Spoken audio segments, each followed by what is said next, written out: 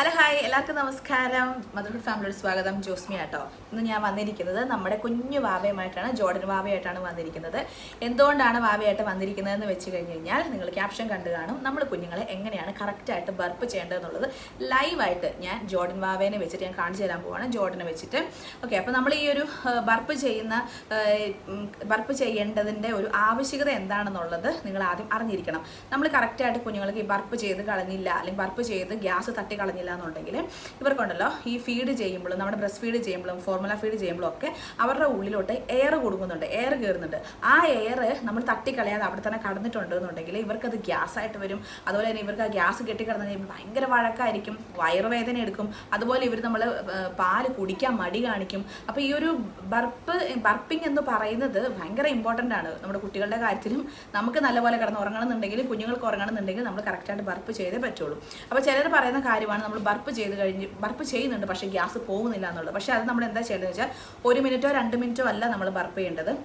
ചില കുട്ടികൾക്ക് നമ്മൾ ബർപ്പ് ചെയ്ത് കഴിഞ്ഞാൽ ഒരു മിനിറ്റ് കൊണ്ടൊക്കെ വരും. പക്ഷേ നമുക്ക് ചില കുട്ടികളെ സംബന്ധിച്ചിട്ട് കുറേ നേരം ബർപ്പ് ചെയ്തെങ്കിൽ മാത്രമേ ആ ഗ്യാസ് പുറത്തോട്ട് വരത്തുള്ളൂ. ആ ഗ്യാസ് പുറത്തോട്ട് വരുന്നോടം വരെ നിങ്ങൾ തട്ടി കൊടുത്തുകൊണ്ടിരിക്കണം. നിങ്ങൾക്ക് ഉറപ്പിക്കാം, നിങ്ങളുടെ ബ്രസ്റ്റ് ഫീഡ് ചെയ്താലും ഫോർമുല ഫീഡ് ചെയ്ത് കഴിഞ്ഞാലും കുഞ്ഞിന് എന്തായാലും ഗ്യാസ് കയറും, എയർ ഉള്ളോട്ട് കുടുങ്ങുന്നുണ്ട്.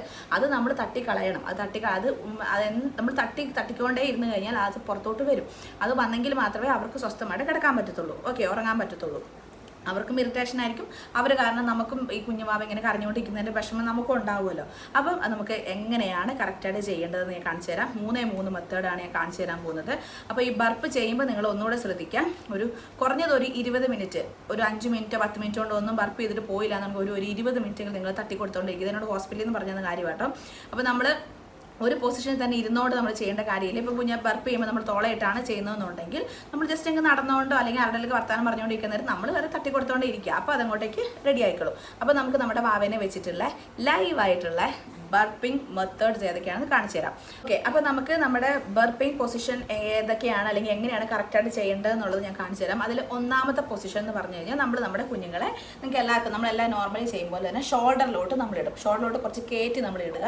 പറ്റുവാണെങ്കിൽ ഈ കൈകൾ രണ്ടും കൂടെ പുറകോട്ട് ഇട്ടിട്ട് നമ്മളിതാ ഇങ്ങനെ തട്ടി കൊടുക്കുക. ഈ കൈയില്ലേ, ഈ കൈ നമ്മൾ സാറിപ്പോൾ കുറച്ച് കരച്ചിലൊക്കെ ആയിരിക്കും. അപ്പോൾ ഇതാ ഇങ്ങനെ തട്ടി കൊടുക്കുക. ഇങ്ങനെ താഴേന്ന് മുകളിലോട്ടേക്ക് ഇങ്ങനെ 1 2 3 4. ഈ കൈ നമ്മൾ ഇങ്ങനെ പിടിച്ചാൽ കുറച്ചും കൂടെ എളുപ്പത്തിൽ ഗ്യാസ് പോകുന്നതായിട്ട് എനിക്ക് ഫീൽ ചെയ്തിട്ടുണ്ട്. ഇതാ ഇങ്ങനെ ഒന്ന് തട്ടി കൊടുക്കുക. അല്ലാതെ നമ്മൾ കൈ ഇങ്ങനെ ചുരുട്ടി പിടിക്കുക. ഓക്കെ, ഇങ്ങനെ പിടിച്ചിട്ട് ഇങ്ങനെ നമ്മൾ തട്ടി കൊടുക്കുക. ഇങ്ങനെ നമ്മൾ തട്ടി കൊടുത്തുകൊണ്ടേ ഇരിക്കുക കുഞ്ഞുവാവയ്ക്ക്. കഴുത്തുറയ്ക്കാത്ത കുഞ്ഞുങ്ങളാണെന്നുണ്ടെങ്കിൽ കഴുത്തിൽ തലയിൽ സപ്പോർട്ട് കൊടുത്തിട്ട് മാത്രമേ ബർപ്പ് ചെയ്യാവുള്ളൂ. ഇത് കുഞ്ഞാവയുടെ കഴുത്ത് ഉറച്ചോണ്ടാട്ടോ ഞാൻ സപ്പോർട്ട് കൊടുക്കാണ്ട് ചെയ്യുന്നത്. അടുത്ത മെത്തേഡ് എന്ന് വെച്ച് കഴിഞ്ഞാൽ നമ്മുടെ മടിയിൽ ഇങ്ങനെ നമ്മുടെ കുഞ്ഞുങ്ങളെ ഇങ്ങനെ കമത്തി കടത്തുക. എന്നിട്ട് അവരുടെ ചെസ്റ്റ് ഭാഗം തൊട്ട് നമ്മളൊന്ന് സപ്പോർട്ട് കൊടുത്തിട്ട് ചെറുതായിട്ടൊന്ന് പൊക്കി പിടിക്കുക. എന്നിട്ട് നമ്മളിങ്ങനെ തട്ടി കൊടുക്കുക, ബർപ്പ് ചെയ്ത് കൊടുക്കുക. നമ്മുടെ കൈ ഇങ്ങനെ നിവർത്തിയിട്ട് ചുരുട്ടി വെച്ചിട്ടാണ് നമുക്ക് ബർപ്പ് ചെയ്യാം. ഇങ്ങനെ ചെയ്യുമ്പോഴാണ് കുറച്ചും കൂടെ വേഗത്തിൽ ബർപ്പ് സക്സസ് ആവുന്നതെന്ന് എനിക്ക് ഫീൽ ചെയ്തിട്ടുണ്ട് കേട്ടോ. വേഗം തന്നെ ഗ്യാസ് പോകുന്ന പോലെ എനിക്ക് തോന്നിയിട്ടുണ്ട്. അവർക്കാണെങ്കിലും ഇങ്ങനെ കിടക്കുന്ന കുറച്ചും കൂടെ ഇഷ്ടമായിരിക്കും. അപ്പോൾ നമ്മൾ കൈ നമുക്ക് ഇഷ്ടമുള്ള പോലെ ചുരുട്ടി വെക്കുകയോ നിവർത്തി വെക്കുകയോ ചെയ്തിട്ട് നമുക്ക് ബർപ്പ് ചെയ്ത് കൊടുക്കാം കേട്ടോ. ഇനി അടുത്ത മെത്തേഡ് എന്ന് പറഞ്ഞ് നമ്മുടെ മടിയിൽ കുഞ്ഞാവകളെ ഇങ്ങനെ ഇരുത്തിയിട്ട് അവരുടെ താടിയിൽ നമ്മുടെ കൈ കൊണ്ട് ഇങ്ങനെ സപ്പോർട്ട് കൊടുക്കുക. താടിയിലാണ്, കഴുത്തിലല്ല, താടിയിൽ സപ്പോർട്ട് കൊടുക്കുക. എന്നിട്ട് ഇങ്ങനെ ചെറുതായിട്ട് ഒന്ന് ചെരിച്ചിരുത്തിയിട്ട് നമ്മളിങ്ങനെ തട്ടി കൊടുക്കുക. കണ്ടോ, ഞാൻ എവിടെയാണ് കൈ സപ്പോർട്ട് കൊടുത്തിരിക്കുന്നത് കണ്ടല്ലോ, കഴുത്തിലല്ല താടിയിൽ മാത്രമാണ്. എന്നിട്ട് നമ്മുടെ പതുക്കെ കൈ നിവർത്തിയിട്ടോ അല്ലെന്നുണ്ടെങ്കിൽ ചുരുട്ടി പിടിച്ചിട്ടോ പതുക്കെ നമ്മളിങ്ങനെ ബർപ്പ് ചെയ്ത് കൊടുക്കുക. ഇതും വേഗം തന്നെ ഗ്യാസ് പോകാൻ ഹെൽപ്പ് ചെയ്യുന്ന ഒരു പൊസിഷനാണ് കേട്ടോ. അപ്പോൾ നിങ്ങൾ കണ്ടല്ലോ എങ്ങനെയാണ് കറക്റ്റായിട്ട് ബർപ്പ് ചെയ്തതെന്നുള്ളത്. കുഞ്ഞുവാവ കരച്ചിലായിരുന്നുകൊണ്ടാണ് ഞാൻ വോയിസ് ഓവർ ചെയ്തത് കേട്ടോ. ഇപ്പോഴും കിണങ്ങിക്കൊണ്ടിരിക്കുകയാണ്.